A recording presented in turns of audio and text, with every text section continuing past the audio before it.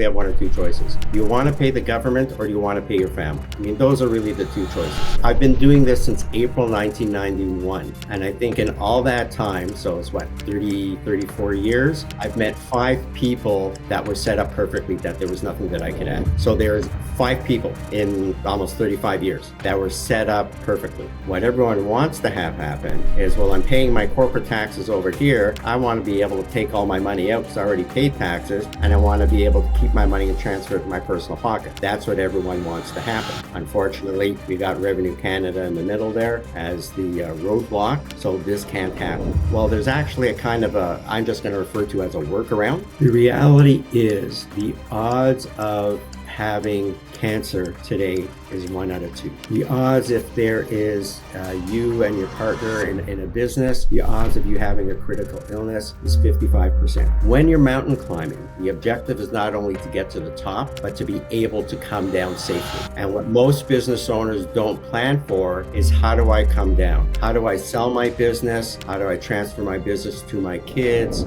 You're not only buying these products with physical cash, you're also purchasing this with your health. And as an example, last week, I had a 20-year-old who just wanted to take out insurance, and she just got declined at 20 years old because she just developed diabetes. So in anything you do, it's always time value of money. When's the best time to start? Yesterday.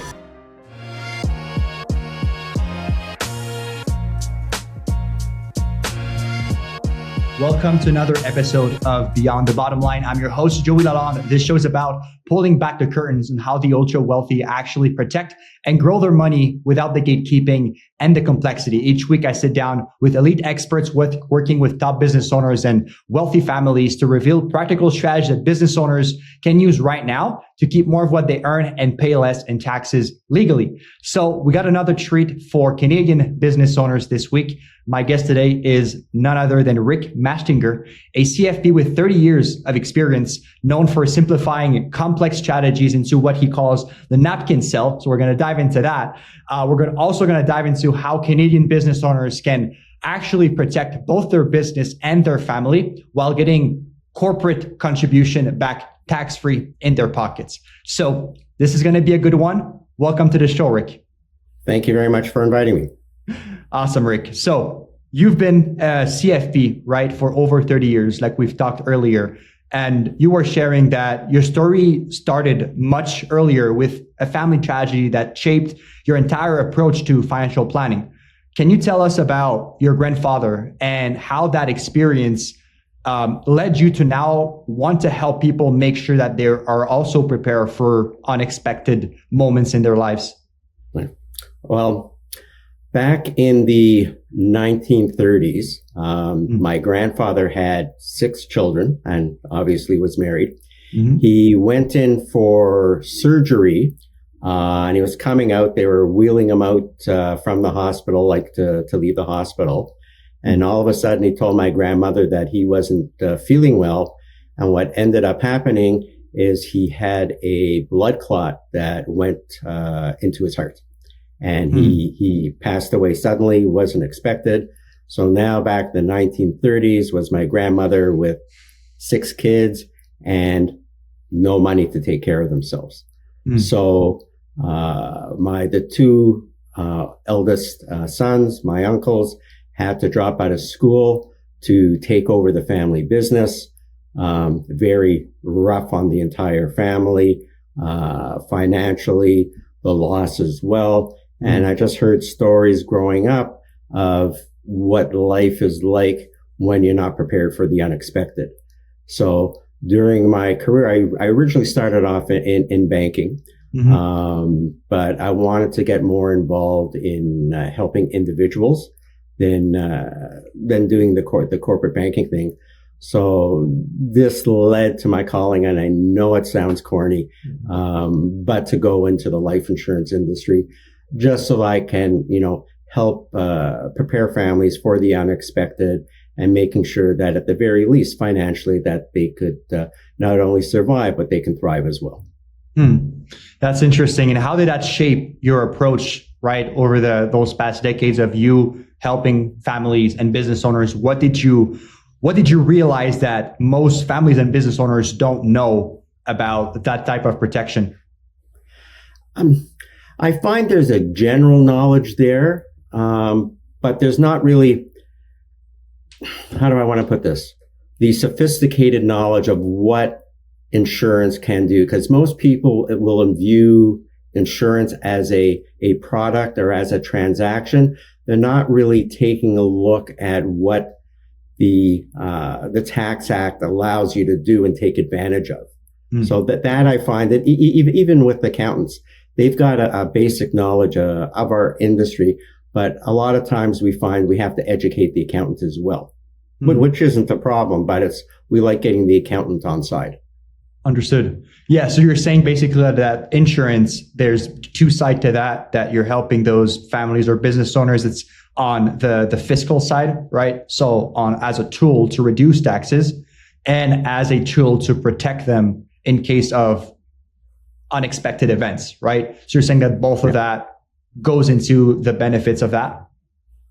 Yeah. I mean, you're going to end up, you really have one of two choices with your business. And even if you don't have a business, you really have one or two choices. Do you want to pay the government or do you want to pay your family? Those are really the two choices. And most people I know want to take care of their family. So you might as well take advantage, do the planning that you need to do in order to make sure that your family's taken care of, that there's an effective wealth transfer, once the first generation passes away. And, a lot of people are looking to create generational wealth, not only for their kids, but their grandkids and the kids of the grandkids. So if you plan properly, you can transfer wealth quite effectively. And I know that you're meeting quite a lot of business owners on a weekly basis, if not daily basis. What's the percentage of them that don't have that types of structure in place to protect themselves from taxes and also from unexpected events? What would you say is the percentage of people that has it or don't have it? And perhaps even people that have it, but maybe not set up properly? Well, I wouldn't even say percentage. So I've been doing this since April 1991. And I think in all that time, so it's 34 years? 34 years, I've met 5 people that were set up perfectly, that there was nothing that I could add. So there's 5 people in almost 35 years that were set up perfectly. That's crazy. Why is that the case? Part of it is lack of knowledge. Part of it is they don't care. Part of it is they're working with accountants that are really bookkeepers, but they're not planning, or they're not giving the proper advice. Yeah. And it's the old head in the sand. If I don't worry about it, I pretend it's not there, it's not going to be an issue. Yeah. Yeah. I was saying on another show, because again, I'm a business owner myself. And I think as business owners, right, you're a lot more offense oriented, right? You're less defense oriented, meaning that you're willing to take risks and you're willing to endure not having certain things in place to be more risk free, right? Until a certain thing happened in your life or in your business that now perhaps it's even too late to do that. So that's how I see it. And I think a way that you can trigger those business owners or someone to take action on that, I think it's a lot to do with the tax advantages that a lot of business owners don't know even exist through certain insurance product that are structured properly. So how can a business owner today in 2025 in Canada withdraw corporate funds tax-free if they would like to do that? Yeah. There are a number of different strategies that are available for individuals. But one strategy that I like to share is a way to combine the protection with the ability to get money out of the carrier, out of your company tax-free. Okay. So, I have something available that I can share with you if I can share my screen, if that would be okay. Yeah, please do. Okay. So here we are. Left-hand side is your company. Okay. Right-hand side is your personal pocket. Okay. Got it. So in Canada, when you take money out of your company, what are the two ways? I'm going to let you be you can be my client. Okay. And this is how I would talk to a business owner. Okay. When you're taking money out of your corporation, okay? Yeah. There's only two ways to do it that everyone knows of. And what are they? Salary or dividends. Okay, salary or dividends. Yes, sir. The challenge, though, is that before you get the money into your personal pocket, there's a little roadblock in place. And that roadblock is called the CRA. Now, I'm old school. I sometimes interchange this with Revenue Canada, but we'll call it the CRA. Okay? So when the money hits this roadblock, for all intents and purposes, they take 50% and 50% is left to you. Okay? This is the way life works. Okay? Now, what does everyone want to have happen? What everyone wants to have happen is, well, I'm paying my corporate taxes over here. I want to be able to take all my money out because I already paid taxes, and I want to be able to keep my money and transfer it to my personal pocket. That's what everyone wants to happen. Unfortunately, we got Revenue Canada in the middle there as the roadblock, so this can't happen.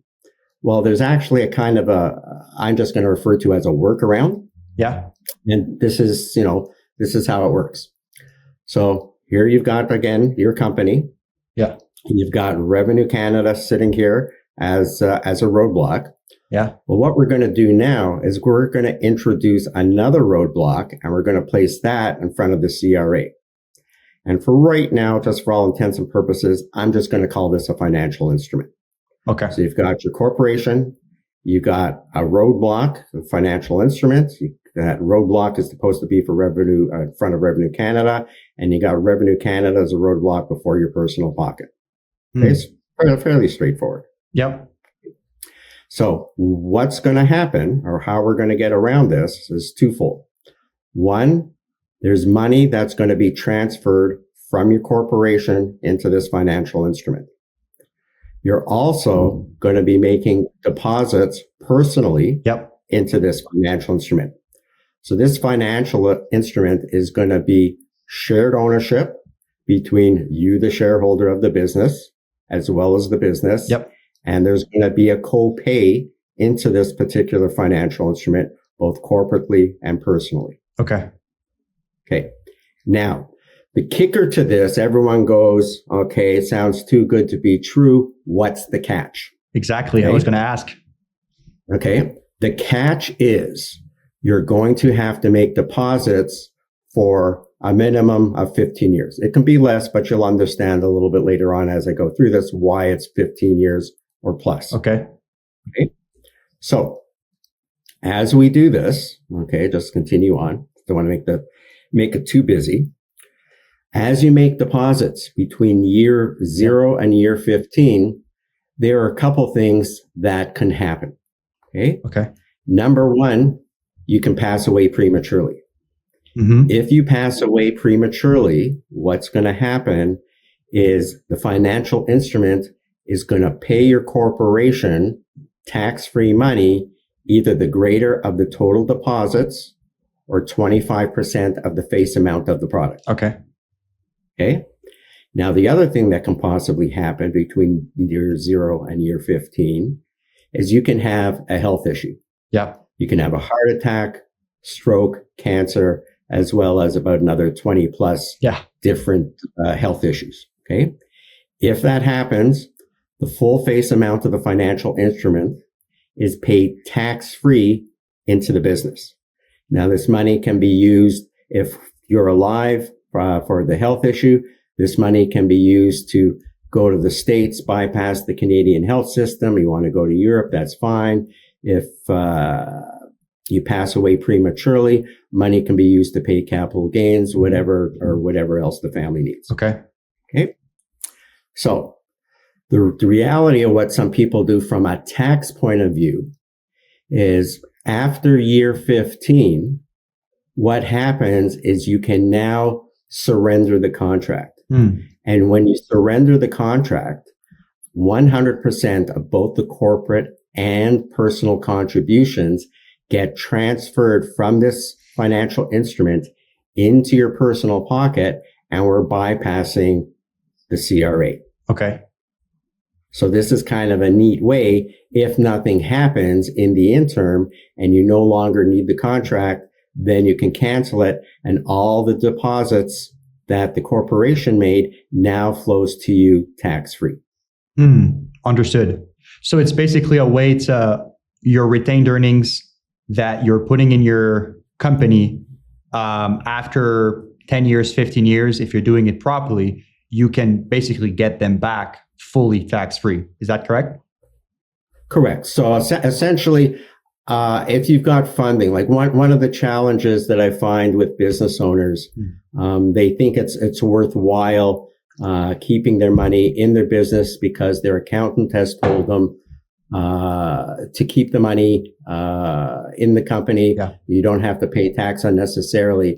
But eventually what happens once all monies that are kept within the corporation, if it's not used to generate active business income, it's referred to as passive income, and that's charged or at the top tax rate of 50.2%.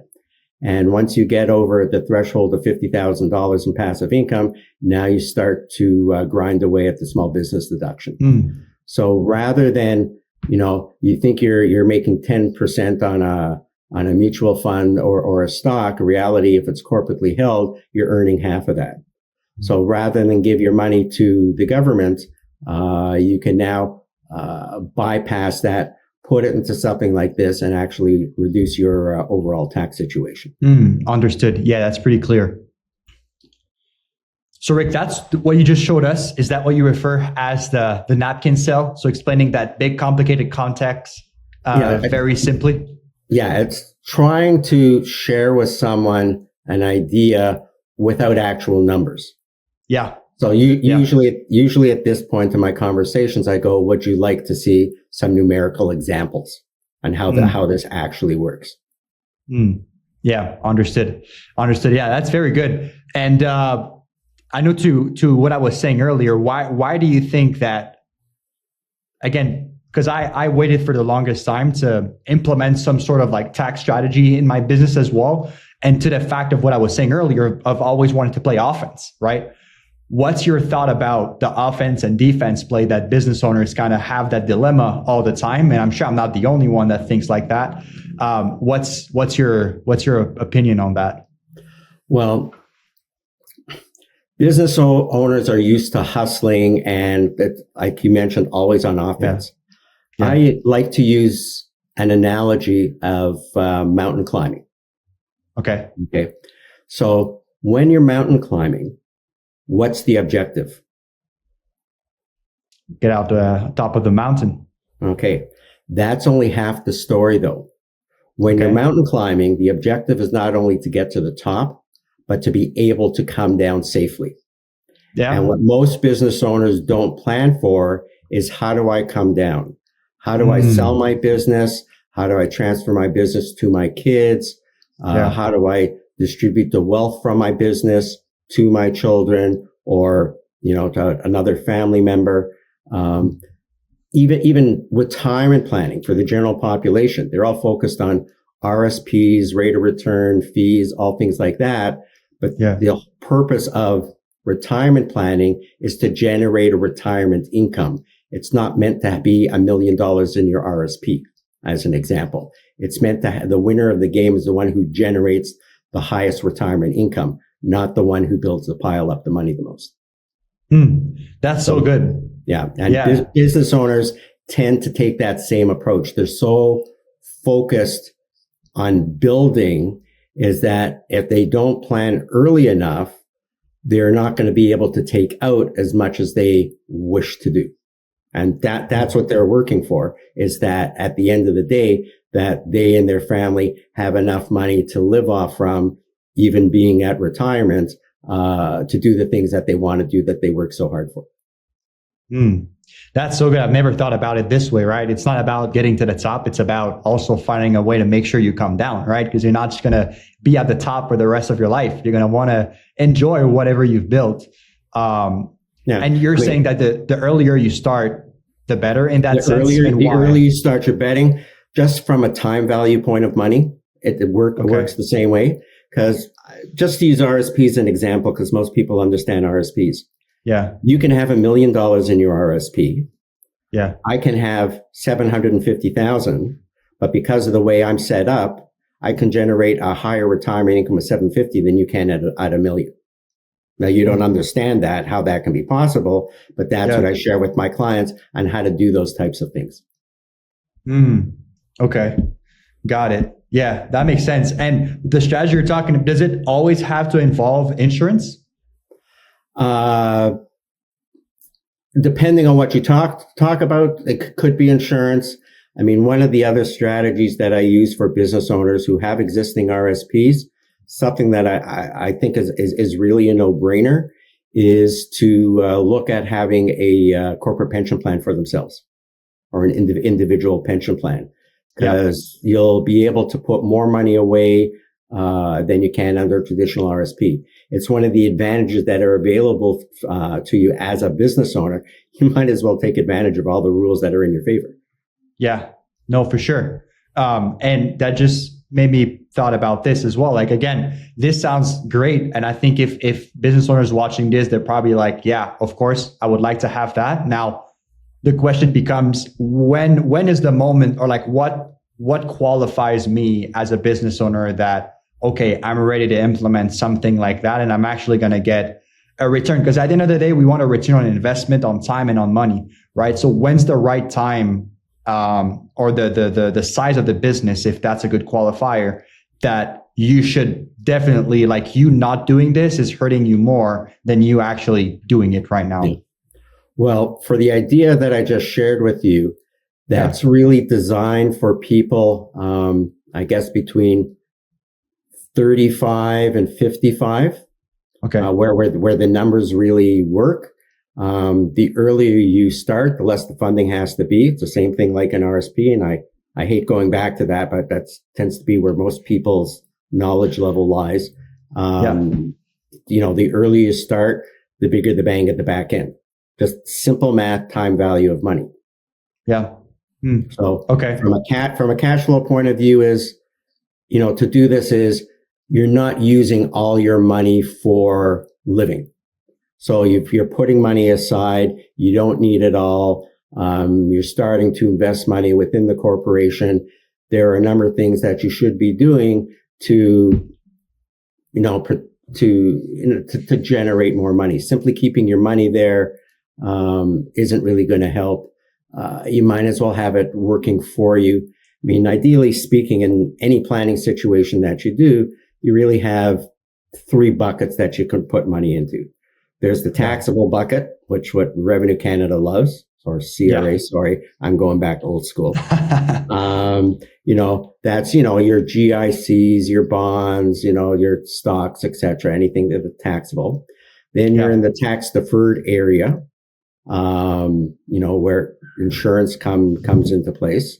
And then you're in the move money into the tax-free zone, or the tax-free bucket, where right now in Canada, it's really only a TFSA and your principal residence. So wherever we can take money from a taxable environment and put it in a tax deferred environment, we're better off. If we could take money from a tax deferred environment and put it in a tax-free environment, we're better off. So if business owners are focused on reducing tax, the vehicles that we use, you're better off, when you're being taxed at 50% anyway, a corporate tax environment, you're better off tax sheltering the money. That makes sense. Yeah. So the 3 buckets, there's the taxable bucket, there's the tax deferred, and there's the tax free. Yes. And these are the 3 options that business owners have whenever they want to keep their money, right? Keep their retained earnings, correct? Yeah.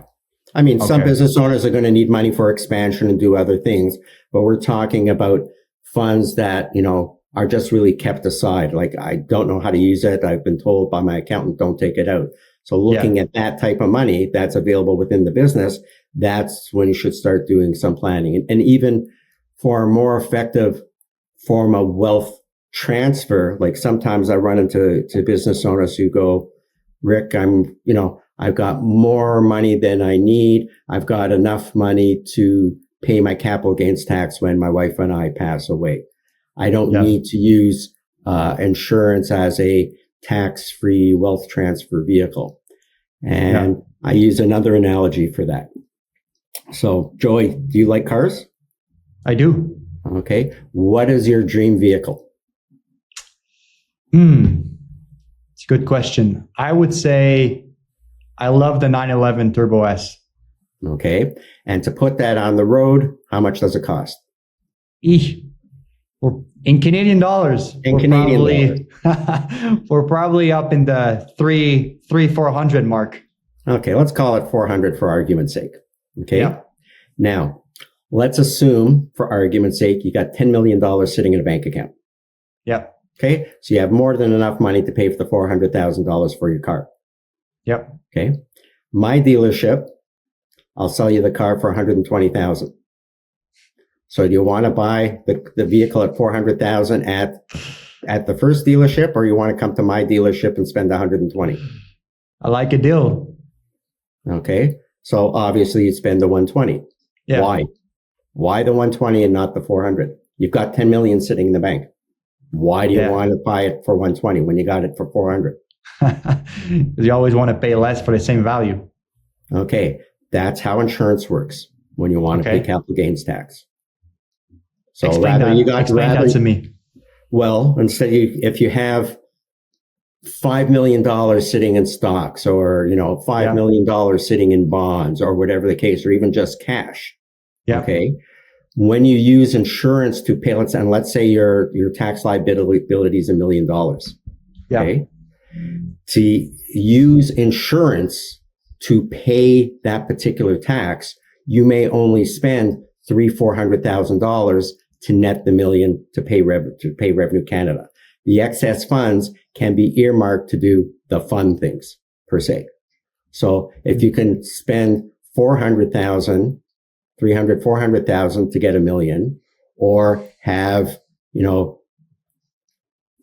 $5 million or use money from bonds or stock and have to keep it aside if your stocks market goes up and down, you may not have the value. Why spend the full $1 million from those assets when you can only need to spend $300,000-$400,000? Doesn't make sense. Same thing. That's why I use a car analogy.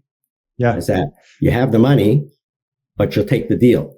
So why wouldn't you use insurance that the money is guaranteed up front and you can spend your money on other things?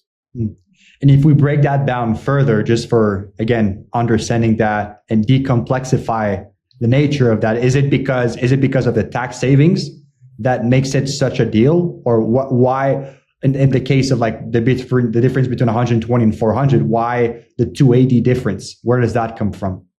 That I just used as the analogy for the cars. If I'm looking for capital gains, depending on the insurance that you purchase, there's a numbers of way of designing the product that usually, and why I say, I think an earlier question you asked, when do you start? You start now. Why? Is you let the value of the insurance grow over time. And you don't necessarily have to pay for it forever either. Yeah. There are products out there that you can pay in 10 years and it's done and over with, or 20 years done and over with, or 5 years and it's done and over with. And the values continue to grow. And one of the other aspects of using corporate held life insurance is money builds tax-free within the product that you can use at any time. So it can also be another store of cash for yourself. So all you're really doing is you're transferring money from your corporation in one type of asset, whether it be a stock, bond, mutual fund, and you're transferring it into a different asset class, and we're going to call that tax preferred corporate life insurance. Okay. No, that makes sense. And now, just in terms of like making it tactical, because that's the goal of this channel. I want to make sure I can remove the gatekeeping and remove the complexity and show that it is available for anybody that wants to do it. But now, like, okay, I see the benefits. I see that it makes sense. What's the next steps? How does that strategy, like, how do I ask for this strategy to be implemented? Do I need to go see a financial planner? Is my accountant able to do that for me? Where do I go to help me implement that stuff? Well, you would, first talk to someone like myself, a financial planner. So it has to be a financial planner, right? A financial planner. Yeah. I mean, there are different words for it. I mean, they're the only people that can legally in Canada call themselves financial planners are people with a certified financial planner designation, per se. CFP. CFP. You can go to an insurance agent, but there are a number of insurance agents that don't specialize in dealing with business owners. They're more of what I would refer to as the family market, like the basic things. I've got a mortgage, I've got a couple kids, and do various things. But people like myself come with a team of people. We have access to our own accountants, our own lawyers. We can meet with the business owners' accountants and go over things to make sure we're placing the insurance in the right spot, whether it be in the operating company, the holding company, depending on what the individual wants to do or how they're set up. We're more than happy to work with accountants as well. But the key to this is to start as early as possible. Because when you're dealing with insurance products, in particular, you're not only buying these products with physical cash, you're also purchasing this with your health. And as an example, last week, I had a 20-year-old who just wanted to take out insurance close to $1 million, simply protect their health. Yeah. Okay. And they can convert it later on into something more permanent and the type of vehicles that we're referring to. And she just got declined at 20 years old because she just developed diabetes, and they're postponing it to wait to see if it's stable, what medication she's on, etc. So she went to do the right thing to protect her insurability. But even at 20 years old, she got declined, and that's on her permanent record too. So that's crazy. In anything you do, it's always time value of money. When's the best time to start? Yesterday. I don't know. Other than yesterday, it's today. Yeah. No, that's a good point you brought up. So, because you pay with your money, but also with your health. So the healthier you are, the better deal you'll get. Yeah. Is that what I'm saying? Is that what I'm saying? Yes. You may like some of these ideas and go, they're great, but if you've got a health problem, the solutions are off the table. Yeah, that's very good. And most people don't consider that at all. Yeah. They're nothing's going to happen to me. I'm invincible. And I usually ask them, how many people do you know that, your family's friends that have cancer? Okay. Yeah. Why are all the hospitals loaded up? Why are they always busy? Okay. Yeah. Sort of my grandfather's situation. Okay. Unexpected event. Okay. That's why you need to prepare for, the eventualities that are going to happen. Sometimes it's sooner, sometimes it's later. Yeah. That's very insightful. A bit of a personal story. I got diagnosed at 16 of a lymphoma. Played hockey all my life, was top shape all my life. And all of a sudden, one day I would just wake up, got a big ball in my neck, 2 years of chemo. Now I'm diabetic, right? I've got all that stuff. And perhaps now it will cost me a lot of money. I probably wouldn't be even insurable in that case. I'm sure there's other options. For people who have an existing health issue, there are options available. So it's not like, I've got diabetes. I've had a heart attack. There are ways around doing a number of things. I think it's more of a calling for people that are healthy right now and nothing ever happened to them. Because I was that person before, and I'm sure a lot of people are like that until it happens, right? And then you're like, maybe I should have taken advantage of that before. So I totally get your point. Yeah. That's very insightful. I'm dealing with a business owner now, but he had a car accident a year ago. And actually speaking to him this morning at the time of this taping, and he's having all sorts of health issues. And I told him, I know you want to do the insurance, but you're not stable enough for an insurance carrier to take a look at you right now. Yeah, exactly. No, and I think one common theme that I'm seeing as well, talking to a bunch of experts like you in Canada, in the US, is that I'm noticing a lot of business owners, and again, like myself, we are under teamed, if that's a word, right? Like we rely on a few people to do a lot of stuff that perhaps are not necessarily qualified. Like again, the CPA analogy of a lot of business owners rely on their CPA for everything, right? In terms of legal, taxes, bookkeeping, and stuff like that. And a CPA will always play safe with you because they don't have the understanding of a financial planner like you that would know all the risks and all the things you can do that a CPA don't have the qualification for that. So what would be like a checklist to make it insightful for the viewers, like a checklist of questions to ask either their accountant, their team, if they have a financial advisor or the person even asking you if ever they're going to meet you, to make sure you're qualified and make sure you're actually the right person that can implement these strategies for you? What will be like a few questions to ask to figure out if that person can help me with reducing my taxes and also helping with my protection? Accountants, lawyers, certified financial planners, we each have our own niche. Yeah. Okay. So as you mentioned earlier, having a team of people that you can trust and you can go to is usually the best way of doing it. I mean, the accountant's job is to say, get you to pay the less amount of tax today. That's his job. Yeah. That's what every business owner asks his accountant. I don't want to pay tax today. Okay.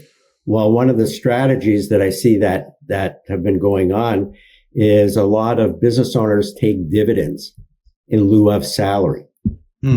That used to be a good strategy, but because of the change in the marginal tax rates, the difference between being taxed on dividends versus salary isn't that different. It may be, depending on where you are, 4 or 5 points difference. But if you're not taking salary, you're losing out on CPP. You're losing out on the ability to create room for your RSPs. You're losing out room to create a pension plan for yourself. From a lending point of view, you want to go to the bank and get an operating line or a capital loan. Bankers don't like seeing dividends. They like seeing cash flow. They like seeing salary. Yeah. So with working with someone like myself and the accountant, we can usually establish what the proper mix is for the business owner, so they can take advantage of both. Yeah, so the proper mix of salary, dividends, and let's say distributions would count as dividends, yes. I would imagine. Yeah. And then what to put in some sort of a tax-free vehicle, like an insurance policy, anything like that. So a certified financial planner can help with that. Usually when you meet with someone like myself, most of the time in the first meeting should be spent on finding out about your life and what your real challenge is. You know, what's important to you. Is it wealth distribution? Is it, I'm getting hammered by my passive income? Yeah. Okay. That's where most of the time should be spent on, at least in the first meeting. Not product. Product is the very end. The product is the solution to the challenges of the business owner. Most of the time should be spent talking to the business owner to find out what's important to them and what they want to do. I mean, I've met business owners that have been the complete opposite, where they said, Rick, my business is worth $50 million. Okay. My share is 25. My son does this for a living. My daughter does that for a living. They both do very well. Let's say, for argument's sake, the government comes in and takes 24 of my 25 million. Each of my kids gets 500,000. Is that not enough? Okay. Some business owners have that mentality. That's fine. Now, with this particular gentleman, I joked around and I said, "Can I be adopted?" So, but but I knew him well enough to do that. But that's why it's very important for when you're having the first discussion with someone, is the person taking the time to understand what you want, not what they want, what you want and what's important to you, to see if what they have can help you solve your particular issue. It's not that, oh, here's an insurance contract that does all these nice, wonderful things. It's like, what's the benefit of having this going to be in solving your particular issue? That's a very good point. I think I'm just going to say that again, because I think that's a very good takeaway I'm taking from that is a good barometer to see if the person actually can help you or not. If they take the first meeting to talk about your personal life and when your current situation, and if someone's trying to push a product right away on the first call, like that's the difference between probably an insurance salesperson just try to have one product and sell that to you, and compared to a real planner, right? A financial planner, a financial consultant that really needs to do a diagnostic like a doctor of your situation. And then if we cannot help you, it's they're not going to help you. And I think that's a great way to locate if you're in the right hands or not. Yeah. I mean, I usually tell my clients first meeting, I go, if I can help you, I'll tell you so. If I can help you, I'll tell you so as well. You're busy as a business owner. I'm busy as well. Okay. Let's not mince words, Yeah. That's really good. You said earlier, so you shared the whole Napkin strategy of explaining the concept, with that I think was super insightful. Now, is there any case study with like numbers that you can share, obviously keeping the person anonymous, but that made a dramatic difference for a client, for a business owner specifically using this thing? I can share something with you just to go through some numbers. So that would be great. Share my screen again.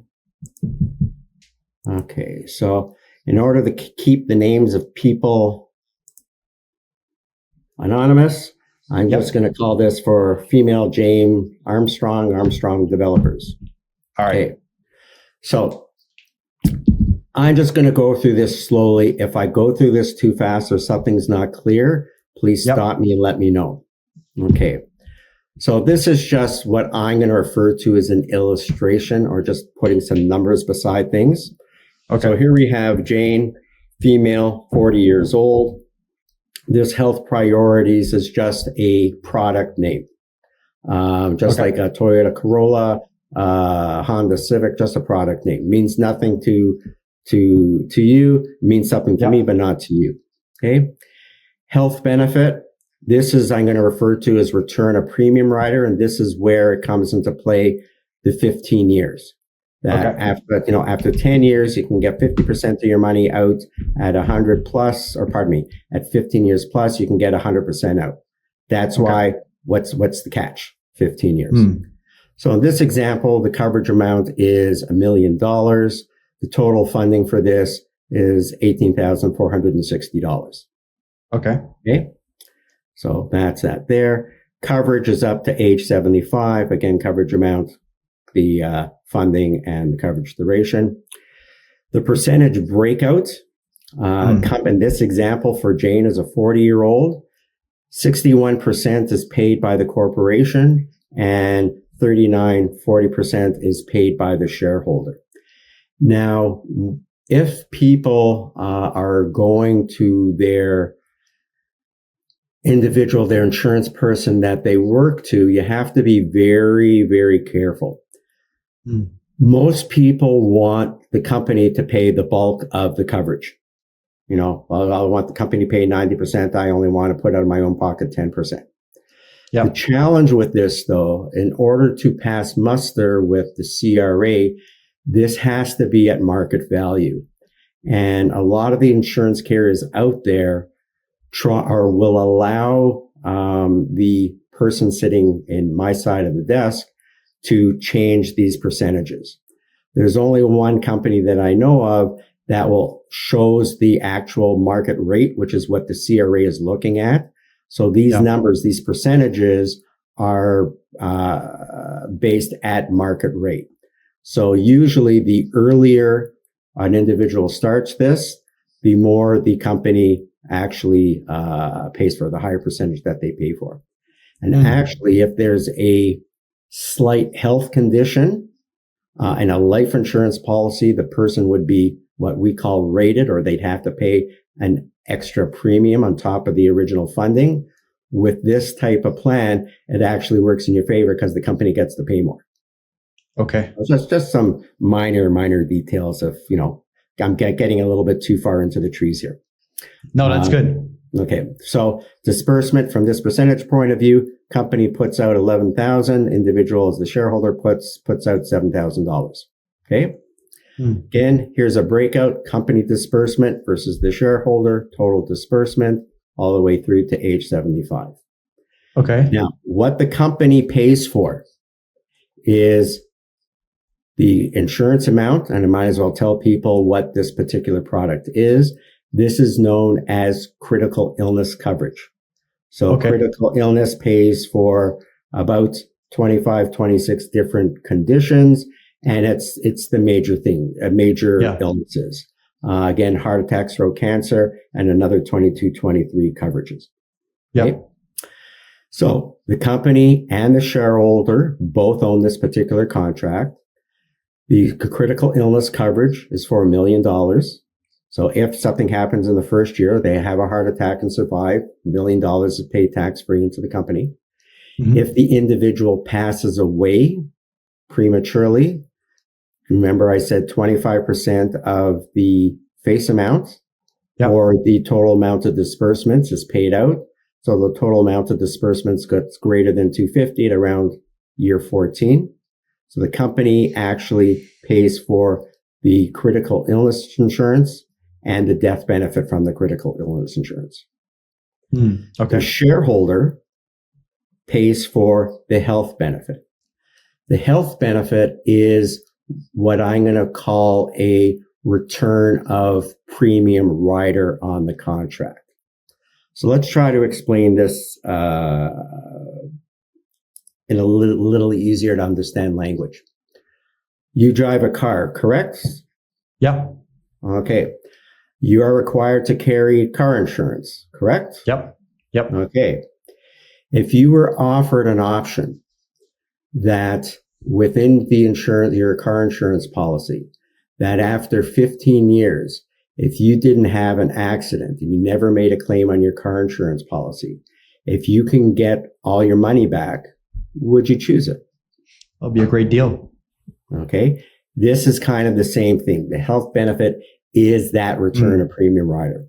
So starting in the fourth year and beyond, you start, if you surrender the contract, you start to get some money back. And why I said 15 years originally, that's the catch. Because it gets over 2250. That's when you get the 100%. Now, you don't have to necessarily be working for the full 15 years.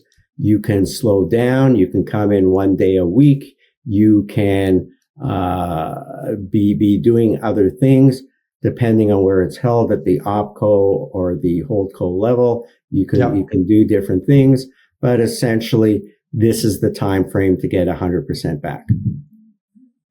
Okay.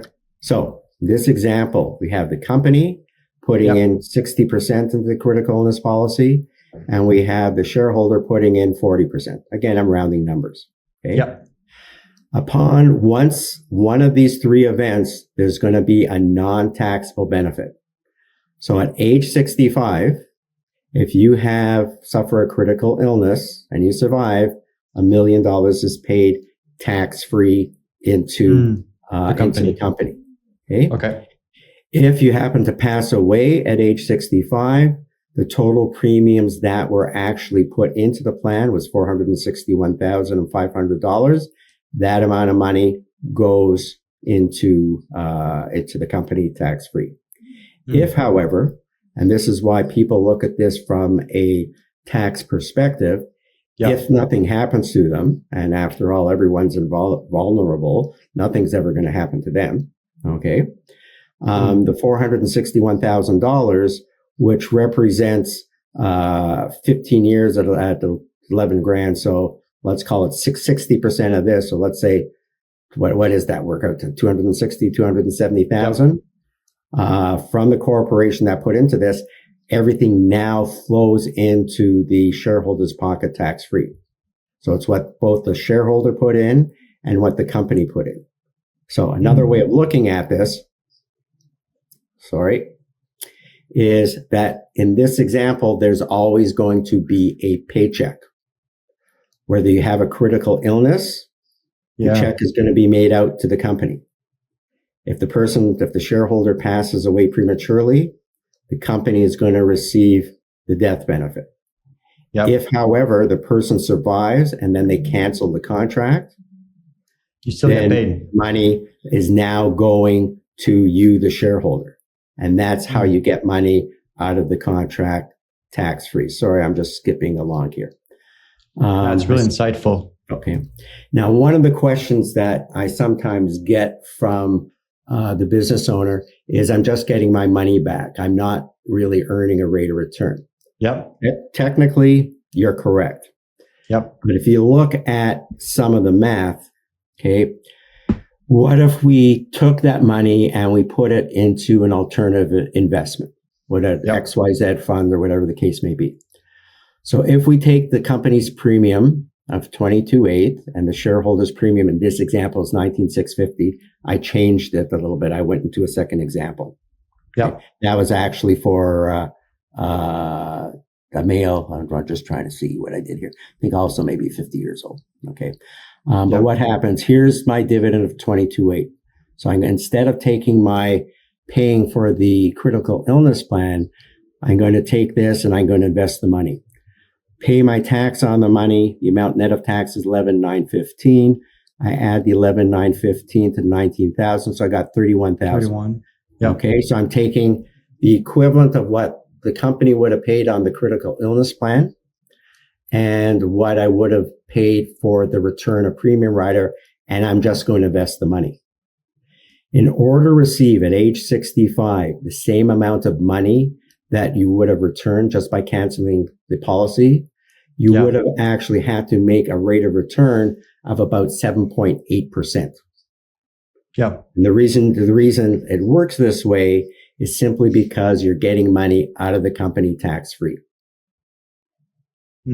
Got it. So this is what I actually use to sort of say, or if I have to talk to an accountant, here are some examples of how to use it.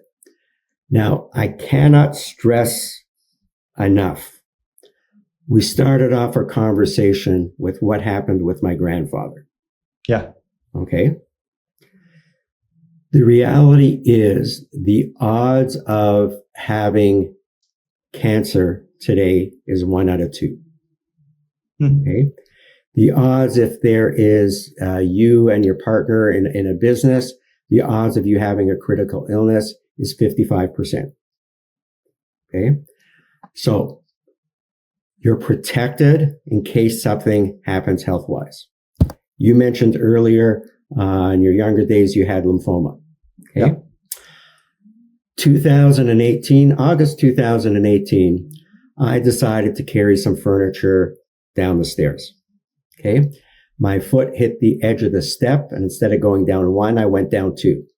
Went down the flight of stairs, and if you're into sports and you ever seen the athletes with their legs go like that, yeah, I did that. So I tore my patella tendon completely off my kneecap. Okay. Had emergency surgery. I was in the hospital from Sunday through Thursday. I was in a full leg cast or brace for 2 months. I wasn't in my own bed for 4 months. I didn't go to work for 6 months. Now, why do I bring this up? During my recovery, especially for the first 2 months, I did not care about work. My life was spent getting through the day. I was not on the computer. I was not watching TikToks. I was just lying there. Okay. Yeah. My concerns for the day were bathing and how to go to the washroom. Okay. Yeah. Most business owners I talk to, I'll drag myself in. I'll do all the stuff. I'll do this. If you're really sick, if you're really hurt, you are not running your business. So to have the protection from the critical illness plan can be very important to you. You can use it to pay loans. You can use it to hire a manager to run the business while you recoup. Yeah. Okay. You can use this to pay whatever bills you need to pay. Okay. The idea is, God forbid, you should have that type of illness that you need to focus on getting better. your priorities change really fast. So in this example, to combine protection with the ability to reduce taxes, because it's not sitting in a taxable vehicle within the company. And at the end of the day, if nothing happens, to be able to pull all the money out that you put in tax-free and have the advantage of doing that, which in my napkin sale I showed, that's what everyone wants to do. We're checking off a couple boxes here of things that this particular idea can accomplish.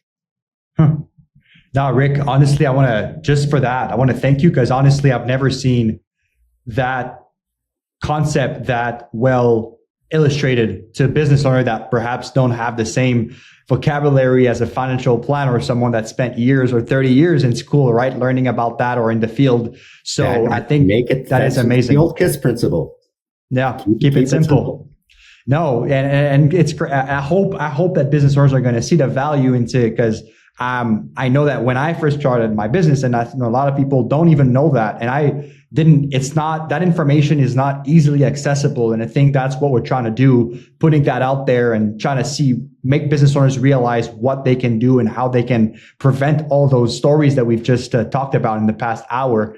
So I think that was very, very well illustrated. And what I take away the most is the fact that there is a benefit for that particular product you talked about. I'm sure there's a ton others as well you can use, but the critical illness, there is a benefit whatever happens, right? Whether you don't die, whether you die, or whether you get a health. There's always going to be a paycheck. Yeah, exactly. And hopefully it's the last one where the person gets the money out of the company tax-free. That's really good. That's really good. Let me ask you this. After 30 years of doing this, right, in the industry, what's the one thing about business owner financial planning that most business owners completely misunderstand? Well,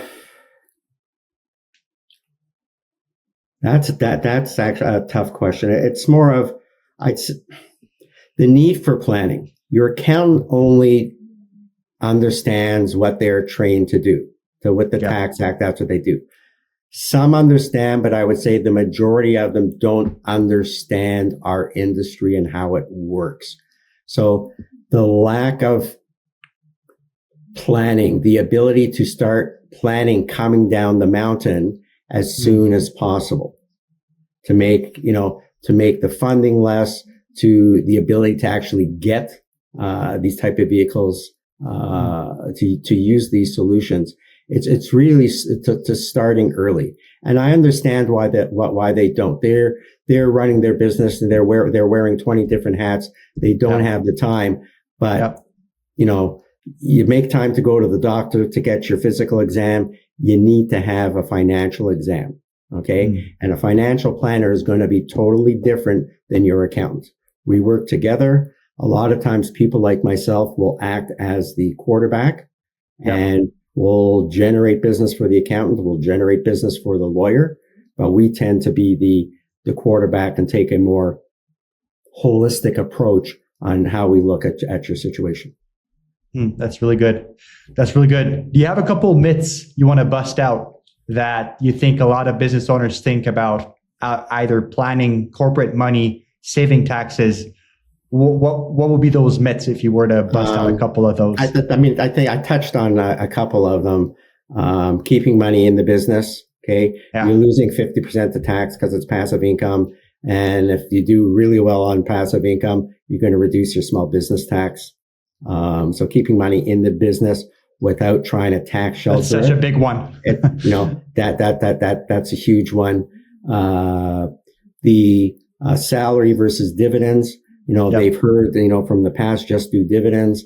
You're hurting yourself from a retirement planning point of view, and you're taking one of the options off the table to really reduce your corporate taxes by not having room to create an individual pension plan. Yeah, that's really good. I think what you said, the first one is such a big one that you hear. I don't know why it's that spread around about, you got to keep that in the business or whatever. Maybe it's the accountant that shares that a lot. But again, I think that's where having other people that are smarter than you or more successful than you, they can tell you what's the right way to do it, right? And it's oftentimes not keeping that in your account. Yeah. That's good. Rick, thank you for coming on the show. I think that was really, really insightful. And I think you're the first one that actually arrived with some designs and some creative way to explain and illustrate the concepts, which I think it's very important to simplify it. So that was really good. And I just want to take a moment to appreciate you and what you're doing. I think that's going to be very valuable to a lot of business owners out there. Well, thank you very much for inviting me again. That's good, Rick. Before you go, I want to hit you with the recurring segment that I like to ask to all guests coming on, and I call it the legacy question, which is if the episode were to outlive you, right, which I hope it will, what's the one lesson about protection, tax savings that business owners in Canada would need to remember? Start planning early. Don't wait till you're 65, 70 years old. Yeah. That's good. I think that's a very recurring theme with all the stories we've shared today. If that doesn't wake you up a little bit, I don't know what will, but that's amazing, Rick. So, all right, Rick, well, thank you for your time. And again, I just want to thank the viewer as well. If you made it up until this point of this episode, I want to appreciate you. And all I'm asking is that you subscribe to the channel. There's going to be a guest, an expert like that coming on every Monday to help us remove the gatekeeping and decomplexify that the most efficient financial strategies are available for business owners out there. Just got to go get it. So thank you for your time. Subscribe, and I'll see you on the other one.